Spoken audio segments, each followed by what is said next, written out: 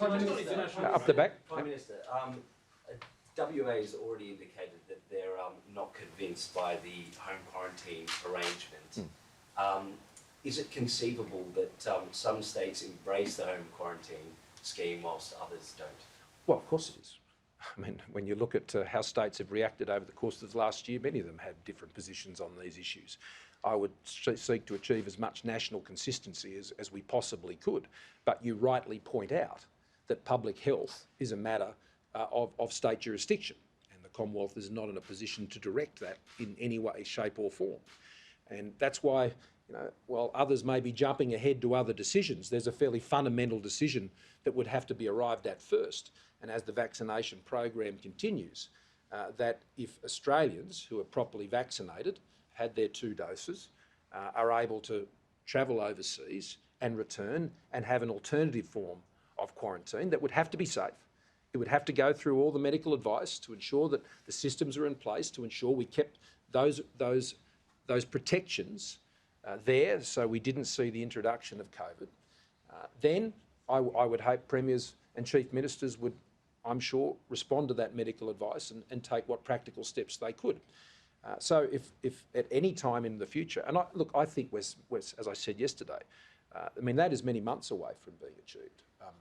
We still, over the next few months, will be working through those priority populations of vaccination. So there was no suggestion in anything I said that would be something that would be achieved imminently or soon. Just simply, if you want to get to that position, that can take many months. And there is a lot of work that you have to do before then to ensure that if you did go down that path, you could do it safely and you could do it effectively. And that's what I would hope. But let's get the work done. Let's work together and see where we can get to. That's the reason I'm pulling National Cabinet together to ensure that they can work through these issues together and not in isolation, because many of the decisions that will ultimately will be made in the states. Yep. Last question. What is the trigger for reopening borders? What is the threshold you want to see? What are the things that you want to see in Australia and internationally for us to be able to return to international? Well, that is the exact question we put to our medical advisors. That was the exact question I tasked them with when we last met as a national cabinet. And I think right now, I think we need to be clear that the pandemic is raging globally. It's raging. Now, we've got somewhere between 600,000 and 800,000 cases a day. It is raging. Here in Australia, that is not happening. And I'm quite certain Australians want to see that continue. I can assure you as Prime Minister, I want to see that continue.